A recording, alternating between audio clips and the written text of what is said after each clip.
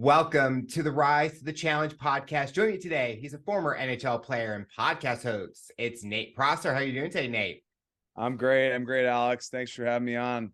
We're so excited to have you on the show to talk about your rise to the challenge. What we like to do with all of our guests is go right to the beginning. Talk about where you're from and what did you like doing growing up? From Elk River, Minnesota. Kind of born and raised in Minnesota. I was just a athlete. I loved being outside. My parents basically locked us out of the house and just said, "Hey, you're not coming back in until the sun's down for dinner." And just a ton of kids on our street that in Minnesota, it's basically like Canada, where every kid on the street plays hockey. And it's street hockey in the summers, and it's outdoor rinks in the winters. But we did a lot of other stuff. I mean, we got dodgeball games together and kickball and played football and baseball. And I was just kind of a sports fanatic and did them all. So Elk River is a good blue collar small town just outside of the Twin Cities that really was centered around hockey. And I had an older brother that's 3 years older than me and a dad that both played. So I was kind of just in my blood that I was going to be a hockey player, and started skating at probably as soon as I could walk at age 2. So it was just in my genes.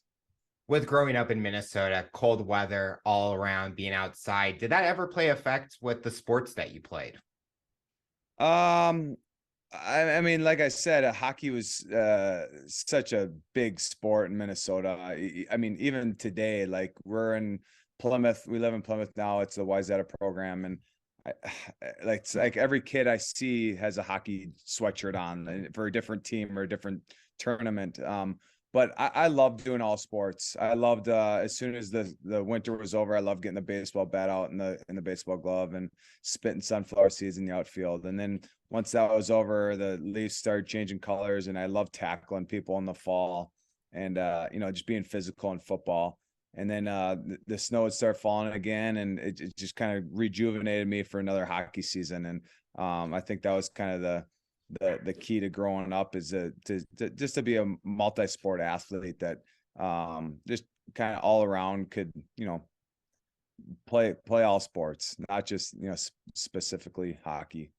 Do you feel playing sports at a young age, starting at that age, helped with growing like team skills, team bonding, kind of those certain skills that you would need as you gotten older and then eventually in your career? Yeah, I think so. There's so much to learn in team sports. I mean, accountability is one. I honestly, I don't think I've been late for anything in my life just because of like being on a team. Just, I don't know, you need to be to a certain arena at this time. You need to, be here for this time for this meeting. And I don't know, it's just kind of been inbred into me that, I'm never going to be late for anything. I was always so afraid of it, I guess. And I mean, there's so many other key things. I mean, you have to learn how to be a good teammate. And that stuck with me all the way. I was able to be just a positive light in my locker room, and as I got into pro hockey, and just try to be a glue guy. And I think you learn that at a young age, that hockey's going to come and go, and it's kind of the relationships you build in the locker room that are really going to last forever. And I learned that at a young age. And then you got to learn how to win as a team and lose as a team. And that's why team sports are, it's so important. Is, you can only dwell on a loss for so long. You can only win. You can only dwell on be so high for a win for so long. And I think that's so cool about team sports. I love each of those concepts you took. You can put it in any field, business, personal, and all those will relate. Accountability, being on time. You don't want to be late to an interview for a job or anything, but especially you don't want to be late for a game because you're not going to be on that starting lineup. So a lot of those things you took or said, they matter in all different areas of life. Yeah, for sure. And I mean, there's just so much like leadership qualities too that you can grab from it, and that goes a long ways. And I always like to be a leader of the team, and just try to bring the team together. I didn't care if you're on the first line or the fourth line or made millions or made thousands. Like, I just wanted everyone to be a part of the team and felt like it's a tight-knit locker room. And I think over my 11 years of pro hockey, I was in a lot of I was fortunate enough to be in a lot of good locker rooms that I felt like I was able to be a good leader in. And obviously early years I had some good leaders to look up to, but yeah, I think leadership qualities and accountability, and I mean those are attributes you can use in sports and in other areas of your life for sure. Was there a position at a young age that you started that you wanted to play in hockey, or did you not matter what position you were at? Yeah, it didn't really matter. I started as a forward. And I actually scored some goals when I was like in mites and squirts. And I think, once I got to Pee-wees, I would say my first year Pee-wees, that my coach told me, hey, we're gonna move you back to defense. And I just kind of stuck with it. I liked being able to read the play and move the puck in the right spots. And I don't know. I think it's important at a young age just to be multi-positional. So many kids are like sad if you put them at defense. I'm like, well, you never know. Like you got to be good at all these at forward and D, and even try goalie. Like when you're in mites, you might as well try it. And Mhm. if you really like it, try to run with it. If not, then get back out and try scoring goals, or being a good defender. But yeah, I enjoyed doing both. With your brother and dad playing hockey, did you feel pressure to get involved with it, or did they have expectations for you as being the next generation, the next one to compete? Um, I think it was just I started so dang early that I guess I didn't even feel the pressure, which maybe I was just oblivious to it. Uh, I don't think my dad really pushed me too hard into one sport or the other. But I just loved hockey, just that it is so physical and competitive, and it just got your juices flowing. And I loved, like I said, I love tackling people in football. I love, checking people in hockey. I love getting hit in hockey, which is weird to say, but the first shift of every game, you want to throw or hit or be hit. And that was my key, is it's like, it got me involved in the game. It got me, awake, and got my legs going. And there's just so much stuff that I thoroughly enjoyed about hockey that it just kind of stuck. And I don't know, maybe it was the sport where that I had a chance to play higher up. I don't know, but it's just one of the great things about being in Minnesota. All my neighbors were doing it, and so maybe it wasn't even pressure from my brother or my dad. Maybe it was more just like I had all my best friends doing it, and we'd bike to the outdoor rinks. And like I said, we'd bring a bag lunch out there with us, and we wouldn't come home until it was dinner time, and out there just for hours, just being rink rats. You talked about earlier about some influencers or people that inspired you. Who were those types of people in your life? Well, I think I mean, it's so easy to say my brother, my dad. I mean, my dad coached me a lot of years growing up. He was very influential on just someone so good to look up to. He had a great marriage. He's married to my mom still. They've been married for almost, I think 40 years. My brother as well. He's and they're just faith first kind of people that were positive, and wanted to live a life like Jesus. And that was just in our house, being a good Christian when you're off the ice, and then being able to flip the switch when you get onto the ice to turn into a mean SOB, and then flip it off when when you get back off. My dad taught me that. And but there was a lot of other people along the way. I had such good friends out in Elk River that like Grant Hennington and Dave Tokar were my two best friends.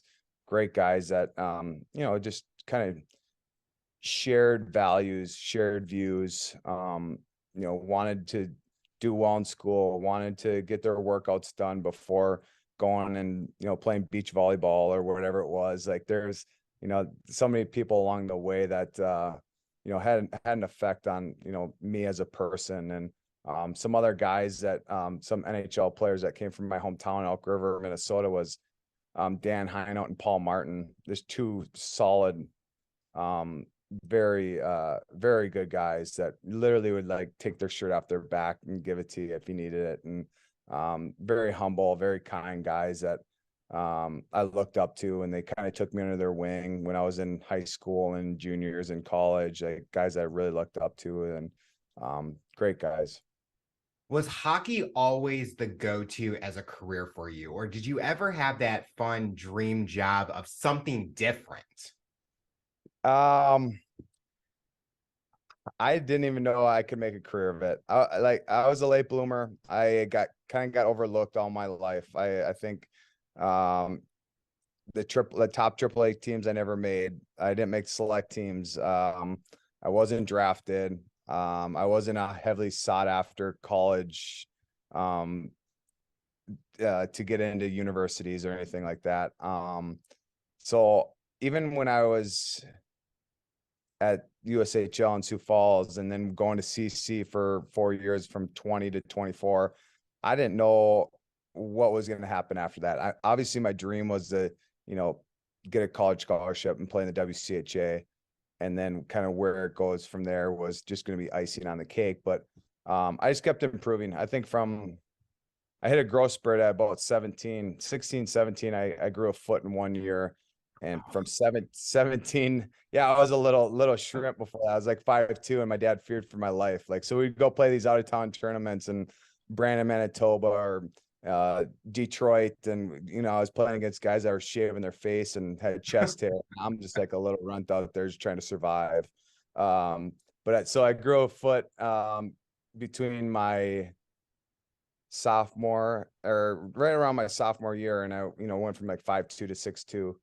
And from 17 to 24 is kind of some just very important years for my development. I kind of just grew into my man body and got faster and stronger and created a better shot and all that kind of stuff. And I didn't even really focus on like, oh my gosh, like my goal is just to, get the NHL, get the NHL. No, I was just kind of, just taking it day by day and just enjoying the ride and, making sure I was, focusing in on school and getting good grades at, in high school and at Colorado College and getting my degree. And then just kind of, seeing where it took me. And I did go to some development camps, with NHL development camps after my sophomore year, after my junior year, like the Blues and the Islanders and the Wild. And those were very important for me just to kind of see where I stacked up. And because again, like I had no idea, like, am I just out of my league and just going to play out my college career and, go get into the business world? I didn't really know, but I was able to kind of see where I stacked up against the first and second rounders of every team, all their prospects at these development camps. And, I felt like I kind of fit right in. So that kind of got in my head a little bit, like, okay, maybe, but even still, I went back to Colorado College. I'm like, okay, I'm here and I'm just going to, continue to develop and, just have fun, have a smile on my face every time I went into the rink and enjoyed the game. And again, my game just kind of just kept going, kept increasing and getting better year in, year out for those years. With college, it's usually a time where people find new passions or new things that they didn't face before. Did hockey kind of take over your life where it kind of didn't give you that personal life in a way? It was more focusing on the task at hand, enjoying playing hockey because that was something you loved doing. But did that deteriorate anyway like that? In college, you're asking? Yeah. Yeah, I would say a little bit. Um, I mean, that's a great question. No one's really asked me that before, but I would say it did. I think um, it was a small college down in Colorado Springs, probably 2,000 students, and there was 25 players on the hockey team. I basically, those were my only friends. Mhm. Like it's hard to really, and soak yourself into the college experience when you're playing in the WCHA and you're going to play Wisconsin on the weekend or something. Okay, like what's your focus on Monday, Tuesday, Wednesday, Thursday? Well, it's okay, having a good practice and getting a good workout in and hanging with those 25 guys. So I mean, you really get tight with those 25 guys, but as far as like branching out and you know you know experiencing college and everything that you can experience in it, I would say that I agree that it's something that you know as a college hockey player, what are you there for? Are you you Mhm. know are you, you want to get better in your sport, but you also gotta focus in on school and getting good grades and maintaining a good ERA or um GPA. yeah, GPA. Yeah, I'm yeah. like, yeah. Yeah, yeah. We're talking MLB now. But yeah, for sure. Especially for me being an outsider who didn't play sports in college, I can see that with athletes where they're so focused on the sport, where it's school, sports, practice. That's Yeah, basically the same pattern. And so they have a hard time branching out. But you, based on what you were saying, you loved what you were doing. Hockey was a big part of your life. You enjoyed it. You yeah, still had that mindset on, I have to do good in school, but I still want to do good on the ice. And yeah, so you still built that bond with the players. It's not like you yeah, were just on the ice and like, I'm not going to become friends with no one because I don't care yeah. about No, anyone else. no, and that's not good for anybody. Like I don't know. I think um it's important to get close with Yeah. friends and have close relationships. And like I said earlier, is like I love being a part of the locker room. That's what I miss the most right now, is just kind of being around the guys and being, telling stories and, getting in the hot tub and, just kind of hanging with the guys. And that's kind of stuff that, lives on forever in my mind. But, it's definitely a balancing act when you are in college because, um, like I said, you're there for school, you want to do well, and and be a part of the college experience, but um you're not gonna go hang with a bunch of non-athletes all the time and Yeah. go drinking and getting out of your routine and not be prepared for the weekend of games. So um I think especially where I was, we those 25 guys, we were so tight, and that was something I remember the most. So before going into the NHL, did you have a dream team that you wanted to be hopefully playing for? Um, I mean, what's crazy is I might have signed with them, just the hometown team. The Wild came around in 2000 and I was 14 years old, and my dad used to bring me down to a few games down in the XL Energy Center. I mean, it was super expensive, so we didn't go to a ton, but I remember going down to, a handful of games and um just love the feel of the XL Energy Center and the Wild team that they made a run into the Western Conference Finals one season and um like I think beat the Ducks or something and maybe the Avalanche. Yeah, I think the Avalanche, and it was just it kind of brought everyone a little closer to the Wild. I think that one kind of magical season, and that me included, and that I would say them. And for some reason, I love Patrick Waugh growing up, so I had a Montreal Canadiens jersey, and then he went to the Avalanche, and I love the Avalanche. So I don't know any. there really wasn't a oh my gosh, like I would do anything to play for them. I was again, I was just like I was undrafted. I'm just like if I get my opportunity, whoever it's with, it could be with the Columbus Blue Jackets. Like I'm Yeah. gonna, love life, doing that. Talk about signing that first contract. You made it. What was that feeling like for you? Yeah, that was a pretty exciting moment. Oh, Brett, you're in the background. All good. um, so my senior year we were in playoffs against UMD Bulldogs up in Duluth at the deck, and we lost Friday night, won Saturday night. So a Sunday game to advance or be done. So it was a really close game. I think it was like a 3-2 game. We lost, so our season was over. And instead of flying back with my team to Colorado Springs, my family advisor was in town up in Duluth. And he's like, "Hey, Nate, like, there's some interest here. Instead of going back with your team, come back down to the Twin Cities with me. And we got some things to discuss." And I'm like, "Okay, I don't even really know what that means." Again, like, I'm pretty oblivious. Like, I'm undrafted. Like, am I going to go somewhere right now? Or am I, signing something for the future? Am I going to go to the AHL? Like, I didn't really know. So I go with them down there, and being undrafted, you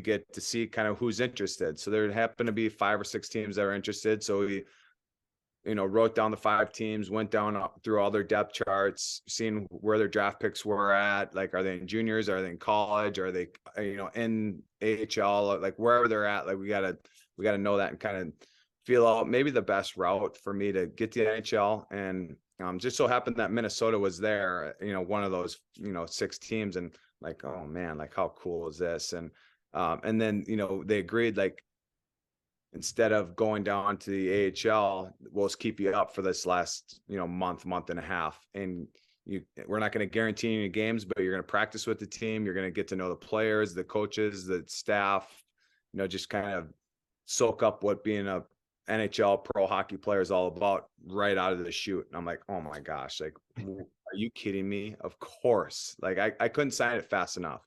So sign that. I fly to Nashville. I think they're on a trip from Nashville to Columbus, and I meet them on that one.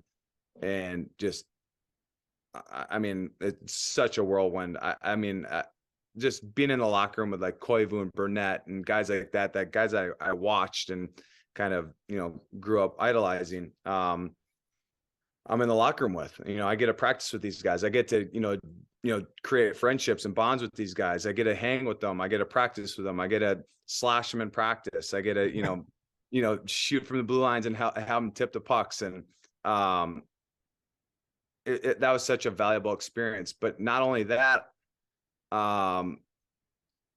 just got the opportunity. The last 3 games of the year, 3 defensemen get hurt.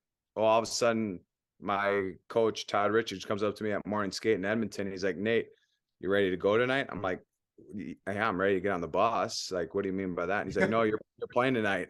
Like, so, just kind of a whirlwind day. My first NHL games, basically just getting done with college, my senior year, and playing Edmonton. 2 nights later, play in Calgary. Then a couple nights later at the Xcel Energy Center versus Dallas. So I finished that year with, playing 3 NHL games, and just kind of getting on the management's radar was the biggest key for me there. And what a whirlwind, but it was so much fun, especially that first game I got to play, putting that jersey over my head. And it was, I remember it like it was like a couple hours ago. Like, it was so much fun. And I don't remember much about the game, but I do remember getting an assist on Burnett's goal.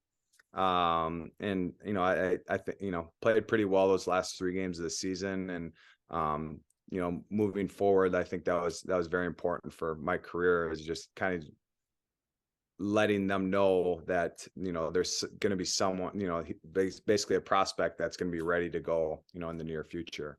With those 3 games and that short amount of time you were with the team, what is the biggest thing you learned from being with them?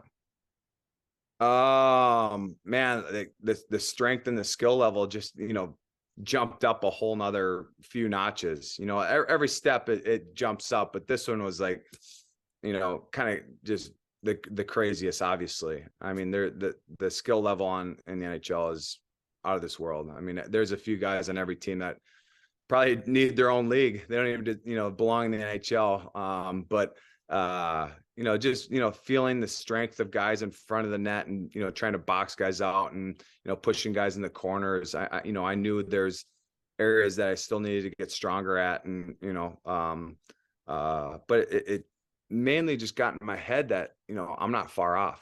I played well in these 3 games. Let's have a good summer. Let's have a good next training camp.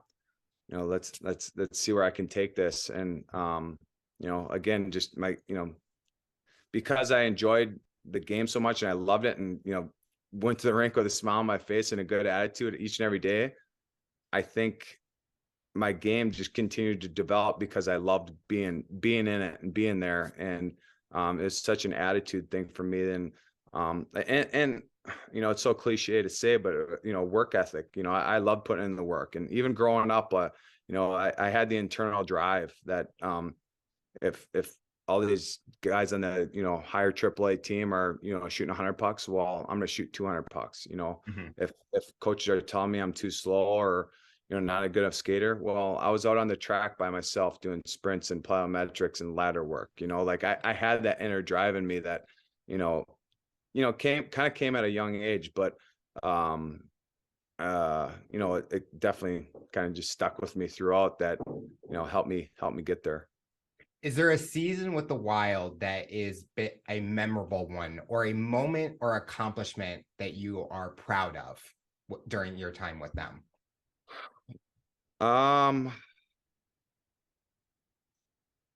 proud I was able to, play for all the years I did. I played 8 years, mainly all with the Wild. After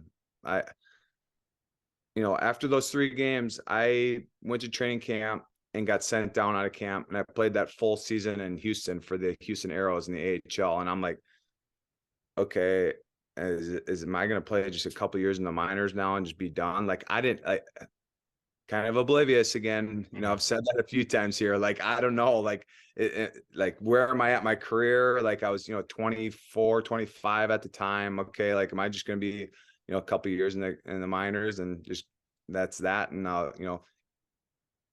I'd still say that awesome. Like, I'm super happy with my career at that moment, but I just thought that, playing those 3 games, going to the minors and having a good season down there.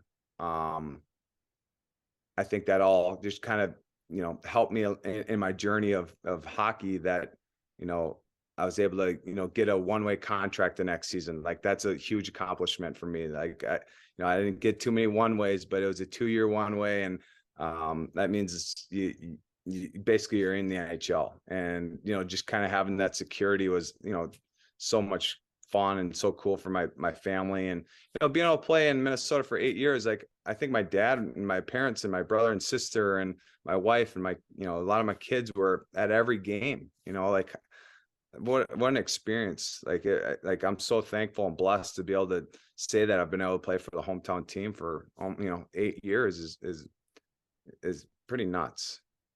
Did you ever get nervous about getting traded? If someone looked up your stats, you went to other teams, but was that ever a concern? Or if you got that opportunity to play with new teammates or new players, new location, it's still being playing in the NHL, so you're still happy doing that? Yeah. And I wouldn't ever say I was nervous about it. I was put on waivers twice. Both times I was in St. Louis, and both times I got claimed back by Minnesota. So I mean, it was somewhat like traded, but like, the first time I signed there in like 2014 or 15 and got sent or got put on waivers right out of camp, got claimed back by Minnesota. A couple years later, I signed with them again, and I stayed with the team because Jay Bomeister was hurt out of camp. So I was like their number 7 defenseman all the way until like Thanksgiving.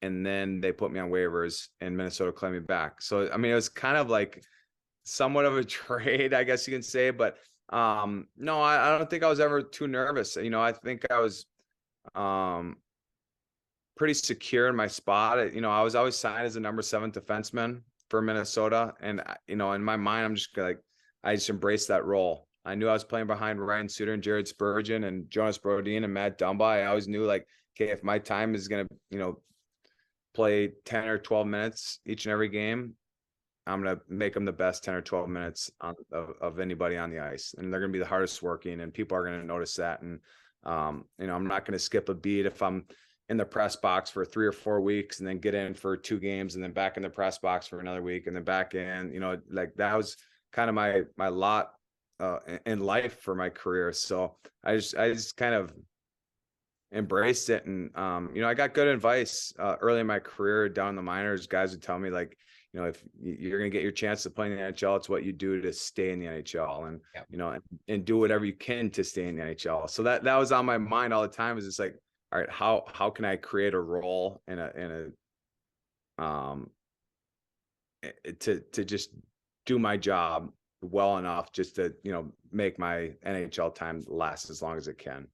I guess the calling was the Wild, because anytime you went to another team, the Wilds were always bringing you back. So I guess Minnesota is always your home anytime you were in the NHL. Yeah, yeah, and I love that. Like, especially that second time when it was around more like Thanksgiving. I know they were kind of struggling. They're in need of just that kind of depth defenseman that could shut down and penalty kill. Like, and so they're happy to get me back, and I come back in the locker room carrying my bag in, and just guys are all pumped up to have me back, give me hugs, and my locker was in the same spot. It was like I never left. So I don't know, it's just like, honestly, I remember that day like it was yesterday too. It was such a cool moment for me in my career. And but yeah, no, it was mainly Mike Yeo. Mike Yeo and Chuck Fletcher were kind of the two guys that always knew what I was going to bring on and off the ice. So they knew they could, sit me for periods of times, and they could throw me in against the Avalanche, a tough game that they're on a 5-game win streak. We're on a 3-game losing streak. Like, we need to bounce out of this. Like, they never kind of stressed about putting me in because they knew what I would bring. And so I love that those guys always had my back, and I kind of, almost followed those guys wherever they went. So, Mike went to St. Louis, and that's when I signed down there twice. And then they both went out to Philadelphia, and that's when I signed out there for a 2-year deal too. So those two guys are awesome. If anyone looks you up on YouTube, usually they're finding clips of you fighting a lot. And you talked about earlier that you liked getting hit, you liked to check and things like that. You like that kind of aggressive side. Was that kind of your style that you wanted to portray when playing games? Like, you wanted to be that tough person, helping out the team any way you can, making sure the plays were going well? Yeah, I think so. Again, like I told you, like my dad always told me, you got to be able to flip a switch. When you get on the ice, flip the switch, turn in that mean SOB that plays with some gravel in his breezers.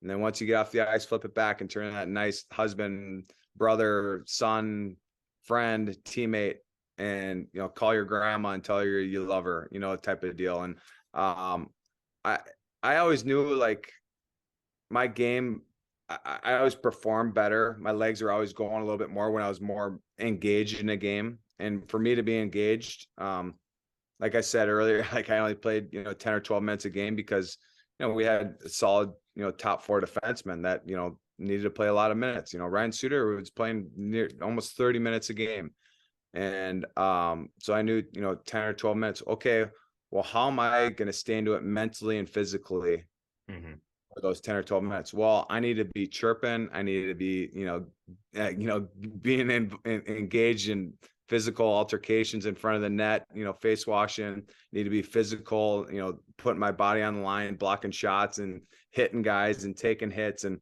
just doing what I can to, almost create some energy on the bench and, just build guys up that way. And, hopefully guys saw that and, kind of followed along as far as, making plays to, taking hits to make plays. When did you realize that your career was coming to an end? Did you kind of have that feeling like, I'm ready for that next chapter, or what was going through your mind during that time? Well, my last year out in Philadelphia, it was the COVID year. So the year didn't start till January, and went January to June. So it was kind of a shortened season. And they had the taxi squad stuff going on, and I was on the taxi squad mainly the whole year. Got some games with the Flyers. But because of the shortened season, I went out there by myself and my wife stayed in Minnesota with the 4 girls, and just kind of got hard. The whole situation was, I guess a little sticky. She was calling and saying, it's hard. And obviously it was hard on me, and um she even said, like, I know how Britney Spears buzzed her head. Like, I'm like, oh my God, like, make sure I don't come home to a buzzed head wife. Like, please don't do that. But no, I think just that moment and that year was just so hard on us as a family. We always did it together. She always came with me with the kids, and we always kind of stayed together as a family. Whenever we went to St. Louis, or we went out to Allentown, or we were a tight knit family that loved Mhm. to do it together. And doing that one apart was just kind of hard. And then just my kids, they're all starting to get older. It's easy to move your kids when they're 3 or 4 or 5 years old. Like, Yeah. every kid's a new kid in preschool. There's no popular kids or no cliques. Like, everyone's a new kid in kindergarten. So as my kids got a little older, they you know loved being in sports, and being in their school, and being a part of their neighborhood, and just got a little harder on them. So it just made me realize that it's getting close, and that decision never comes lightly for any athlete. But I just was kind of almost ready for it during that year. When you reflect on the years that you played, are you happy with what you were able to do and saying that I got to live out that dream of playing in the NHL and being on the ice with a pro team and things like that? Oh my gosh, without a doubt. Like, it, I don't know. I really can't, like, it was such a God thing. There are Mhm. so many, looking back now, how, he opened doors in certain spots and closed them in others, and helped me stay healthy throughout my career. I think, I always had hockey in a good spot in my life. But just to be able to live out my dream and play in the NHL for that long, 360 games and 25 in the playoff, like, those playoff games were so, like, out of this world fun. So looking back at my career, there's zero regrets, and there's nothing in me that's like, oh man, I wish I would have given it a little bit more. I laid it all on the line. I put out every ounce of um, skill, talent, all that on the ice and in the weight room. And am I glad it's over? Like, I love being a dad now. I love coaching my kids. I have 4 daughters, 3 of them play hockey now, and I was never able to coach their stuff. So just being able to take them to soccer, and take them to their hockey games. We were just up at an out of town tournament this weekend, super fun. So just love being a dad now. You kind of answered my next question with the transition into post NHL, but you talked about being a father. What has Yeah. being a father taught you about yourself? Um, that, um, I don't know. I think, I have 4 daughters. Like, I don't know. It's just kind of funny how I wasn't able to get a boy. Like, like I always dreamed of, like, before I started having kids. Like, okay, like, I'm gonna teach my son how to swing a golf club, and how to throw a football, and how to take a slap shot. But it just wasn't in the cards for me. I think God must have been laughing at me when I was so. No, I just loving on these girls, and get them time. Like, that's all kids want from you. They don't want material things. I'll bring them home toys or candy from road trips. They don't, that ends up on the floor. All they want is me to be rolling around with them on the trampoline, or taking them for bike rides, or you know shooting pucks with them, or whatever it might be. Like, kids need your time. And it's something that I'm realizing more and more now, is like how important it is. And just loving on them, and being a part of their days. At least you get to show your passion with hockey with them enjoying the sport. With women's hockey is Yeah. increasing in the popularity of it's growing. Yeah. So it's I just don't know if I'm overdoing it. That's the only thing. I feel like I'm coaching them every time they come back to the bench. Like, I don't know. I want my girls to have the drive that I had, and that's probably asking too much. I don't really know, but like it's fun to be on the bench and just opening the gate, and like I said, I'm trying to teach them the little things of hockey, but they're still at such young ages that it's hard to even teach them positions. It's more just about yeah. teaching them, have a work ethic and, look athletic on the ice, like, And so. especially at that age, they just need to have fun, enjoy it. Yeah.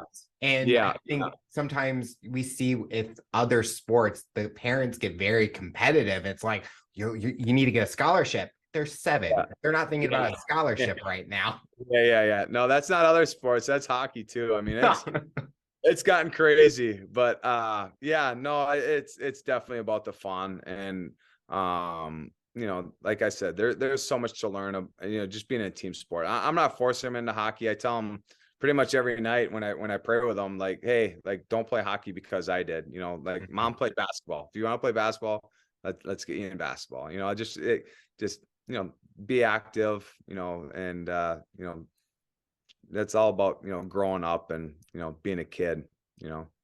Earlier in the episode, you talked about missing the locker room or that kind of feel of being with a team, but your podcast, you kind of stay involved with hockey. How did you Yeah. get created with that?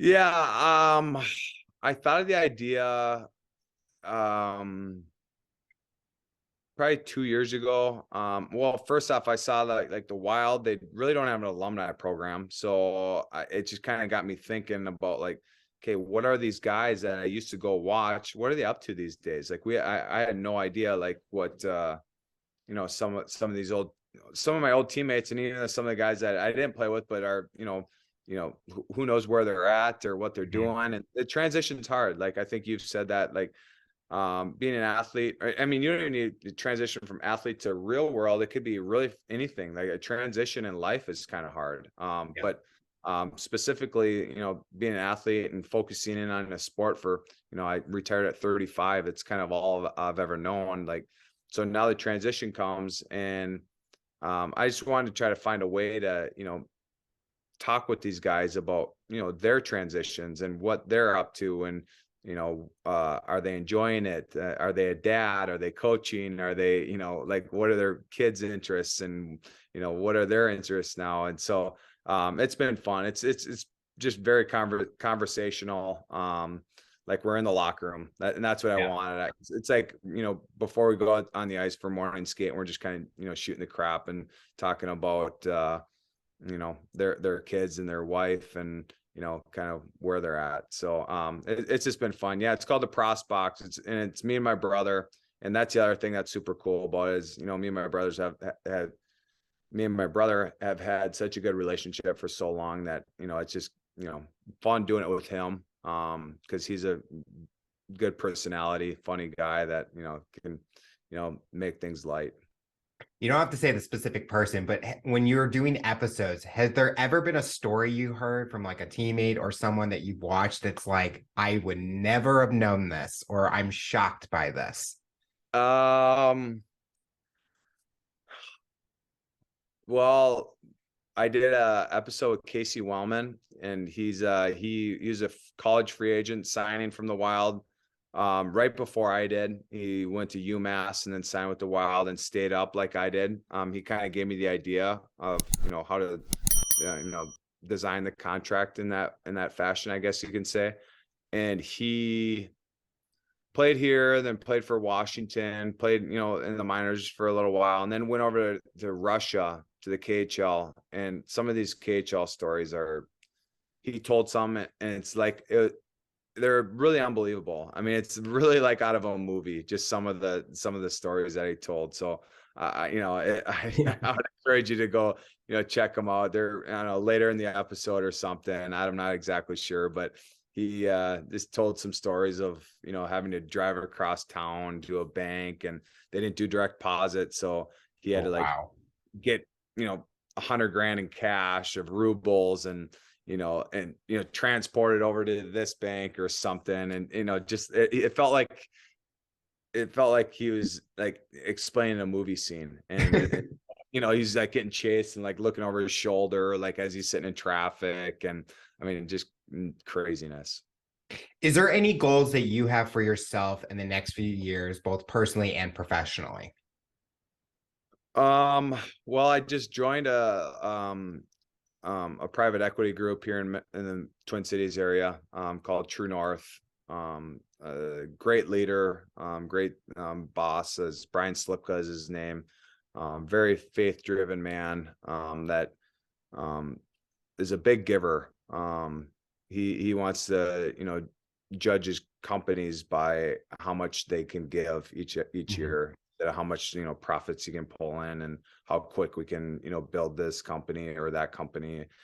He's a big giver, and I love that about him. And so he just purchased a bigger company, and he wants me to kind of almost be his boots on the ground there. And it's a good transition for me to kind of get soaked back into the business world and learn leadership and down there, and how to look at a balance statement, and profits and losses, and just stuff that I learned when I was in college, but that was how many years, like 15 years ago. So it's more just kind of a learning phase and growing, and I'm loving it right now. But that's been great. I've been a part of that for only like 2 months now. So basically, like I'm a Wow. rookie, just being a sponge, and enjoying that. But more so just like I said, just being a dad, and giving my kids my time. And I feel like me and my wife's heads are spinning with how much activities our kids are in, and there's 4 of them, so it's like we're high-fiving as we're going different directions. And but it's just kind of chaos, and just embracing it, and letting them be kids. And um and I don't know, just trying to be the faith-driven father of the household that my kids can look up to. The final question I'll ask you, for someone that's listening to this interview based on your journey and experience, what tips or advice would you give them to overcome obstacles, accomplish their goals, and rise to the challenge? I mean, I think a lot of that is mindset. You got to be driven. You got to be hardworking. You got to have a good attitude. I mean, it's all like it's all cliche stuff, but it's so true. Like, how many times do you want to look up to somebody as a leader, and you want to see them be the guy that's being the hardest working guy, whether Mhm. it's in business or sports or wherever. It's the guy that's the first one there, the last one to leave, the positive guy that everyone likes to be around. And he isn't fake, and just a great leader, someone to look up to. And yeah, there's there's a lot of attributes that you look for in those, but a lot of it's is your mindset, and making sure that you're waking up each and every day and being thankful for another day of life, and enjoying that day, because every day is a gift from God. And um be excited that you're alive, you're in a great country in America, and that life's pretty good. Well, Nate, I want to thank you so much for coming on the show and talking about your rise to the challenge. You're inspiring so many people, and we're excited to see what the future looks like for you. Thanks a lot, Alex. Thanks for having me on.